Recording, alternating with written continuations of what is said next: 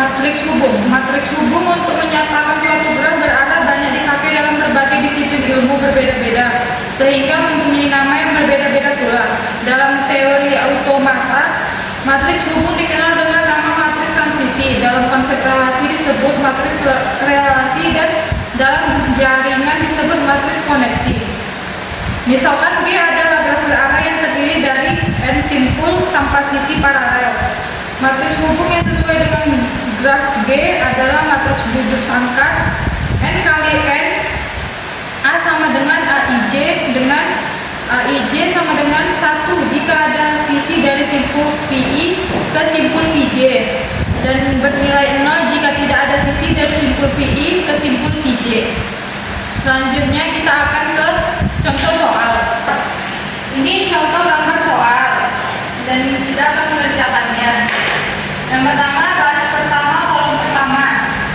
Di sini 1 tidak ada yang berarah, berarti nilainya 0. Selanjutnya, baris 1 kolom 2. Baris 1 ke kolom 2 itu ada arahnya, jadi nilainya 1. Selanjutnya, baris pertama kolom ketiga. Baris pertama kolom ketiga tidak ada arahnya, jadi nilainya 0. Baris 1 kolom 4. Baris 1 kolom 4 ada arahnya, jadi nilainya adalah 1.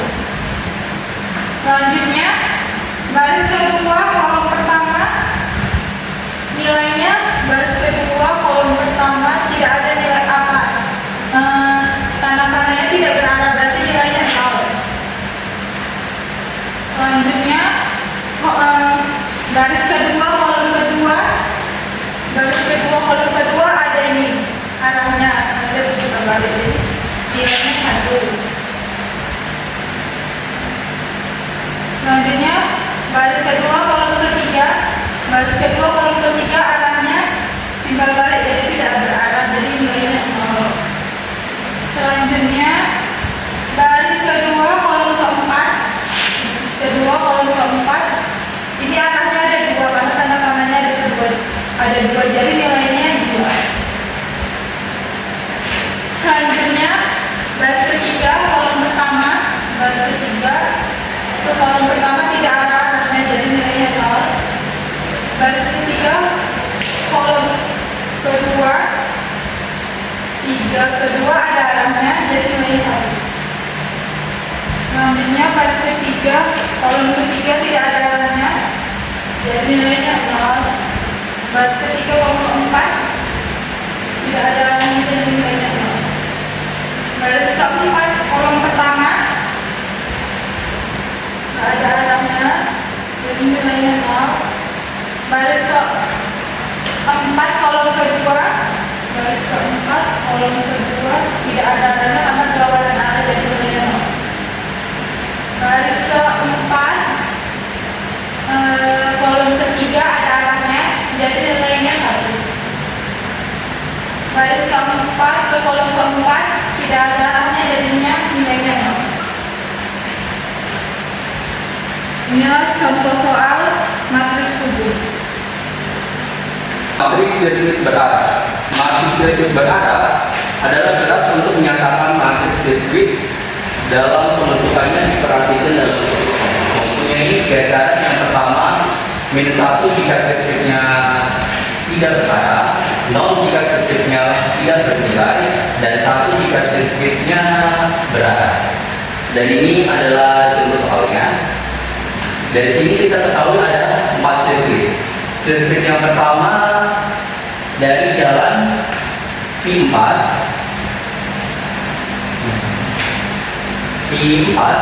terus ke V6, terus ke sini, yang menghasilkan nilai dari 0,000.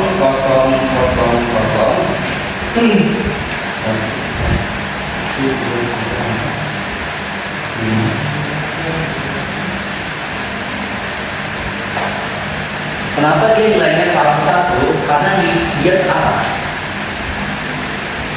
Selanjutnya dari V2,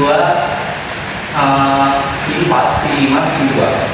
Kita lihat V2, baru selanjutnya ke V4, selanjutnya ke V5, selanjutnya ke V2 lagi kembali.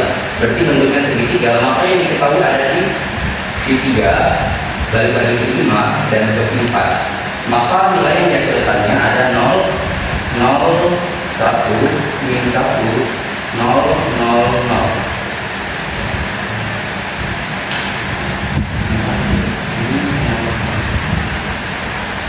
Maka nilainya itu bisa 1, 2, 3, 4, 5, 6, 7, 8. Kenapa empat nilainya dia negatif? Karena dia berlawanan arah. Jika kalau berlawanan arah maka nilainya negatif. Jika dia satu arah maka nilainya dia positif. Selanjutnya kita ke S3. S3 itu ada dari V1, selanjutnya ke V2, V2 naik. Selanjutnya kita masuk ke V5,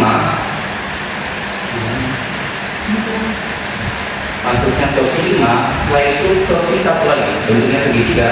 Maka nilai yang kita dapat dari V1, V4 kembali, dan V6. Maka nilai yang kita dapat dan ada di 1, 0, 0, 1, 0, 1, 0. Dia tidak ada nilai negatifnya karena dia searah. Ini searah dengan ini, searah dan searah. Selanjutnya kita lanjutnya dari V1 kembali, baru ke V2 naik lagi. Setelah V2 kita lihat lagi ke V4. Setelah dari V4 kita lihat lagi ke V5, dan setelah V5 ke V. Dan bentuknya kotak, maka nilainya min 1, 0, 1, 1,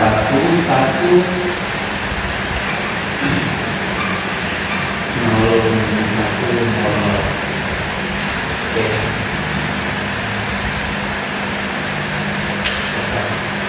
Ya, karena nilai dari sini, nilainya dia berlawanan dengan sini. Selanjutnya kita masukkan ke sini, berlawanan lagi, jadi negatif dari sini, negatif dari sini. Selanjutnya kita lihat lagi dari sini negatif dan sini negatif. Maka nilai yang dihasilkan negatif sini. Dan di sini saya akan melanjutkan presentasinya yang berjudul tentang pohon dan hutan. Pohon adalah graf yang berumur dan tidak memiliki sirkuit atau disebut dengan sikel. Ya, kalau hutan adalah graf yang setiap komponennya merupakan pohon. Jadi hutan adalah kumpulan dari pohon-pohon yang tidak saling terhubung. Dan kita masuk ke contoh soal. Kalau pohon memiliki simpul A, B, C, D, yaitu total simpulnya 4. Busuknya A ke B, A ke C, B ke D, C ke D, yaitu total busuknya ada 4. Perbedaannya dari hutan dan pohon, kalau di sini simpulnya ada 3, A sama B sama C. Terus busuknya ada 2, AB, AC. Dan sekian, terima kasih. Saya di sini akan menjelaskan tentang pohon berakar, yaitu suatu pohon di mana ada satu titik yang dikhususkan dari yang lain. Titik itu disebut akar atau root. Dalam pohon berakar memiliki terminologi pada pohon berakar, yaitu anak atau child dan parent sebagai orang tua, B sibling atau saudara kandung, C tingkat atau level, D tinggi atau grade. Contohnya seperti gambar di samping. Yang disebut anak adalah B, C, dan D.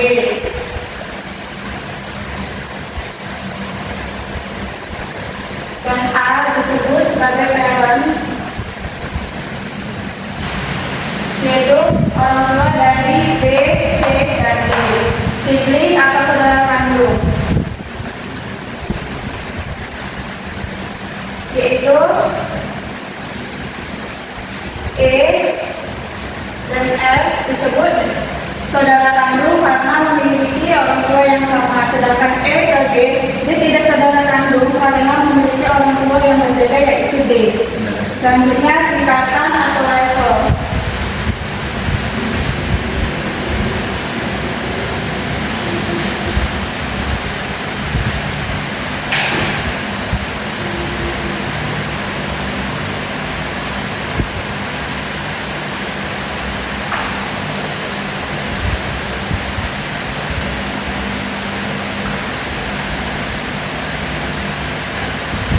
Di sini tingkatan atau levelnya A memiliki tingkatan 0, B, C, D yaitu 1, E, F, G memiliki aksa 2 atau tingkatan, H, I, K memiliki aksa 3, dan I, N, L, N memiliki aksa 4. Yang disebut tinggi yaitu banyak tinggi 1, 2, 3, 4. Sekian dan terima kasih untuk presentasi dari saya.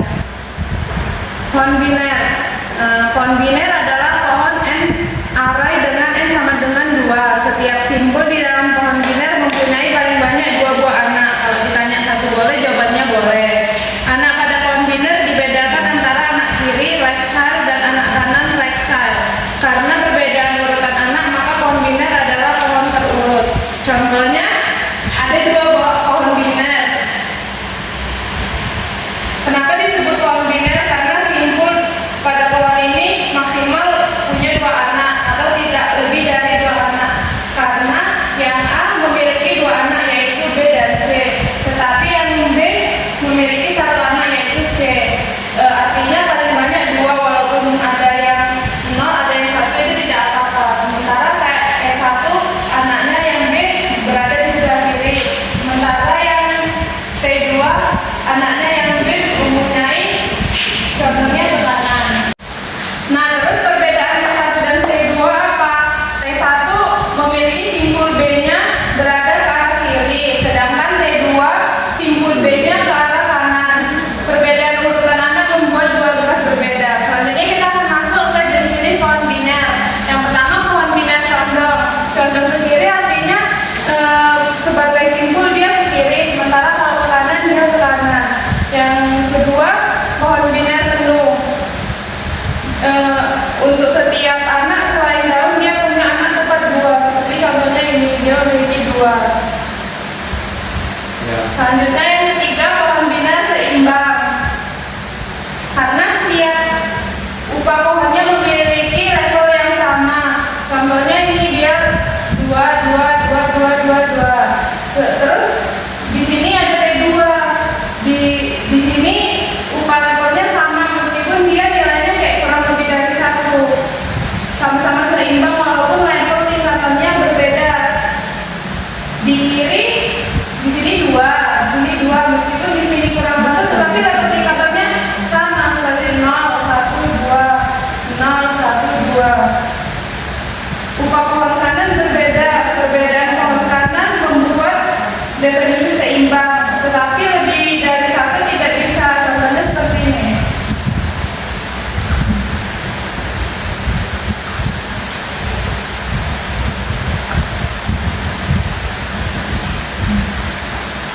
Kalau seperti ini dia nggak bisa karena dia di sini mempunyai level 0, 1, 2, sementara di sini dia nggak ada, cuma 0, jadi dia tidak bisa. Baik, selanjutnya kita masuk ke contoh soal, yaitu buatlah pohon pencarian biner dengan data berikut. Datanya 50 sebagai angka 32 lebih besar dibanding 32 lebih besar dibanding 50, jawabannya lebih kecil, jadi dia ditaruh di sebelah kiri. Selanjutnya 18 lebih besar atau lebih kecil, jadi dia ditaruh sebelah kiri. Selanjutnya 40 lebih kecil, ditaruh di sebelah kanan, jadi dia ditaruh di sebelah sini. Terus selanjutnya 52, karena 52 lebih besar daripada 32, jadi dia ditaruhnya di angka segini. Karena 60 kan lebih besar daripada 50, jadi dia ditaruh sebelah kiri. Selanjutnya 5, karena 5 lebih kecil daripada 18, jadi dia ditaruh di sebelah kiri. Selanjutnya 25,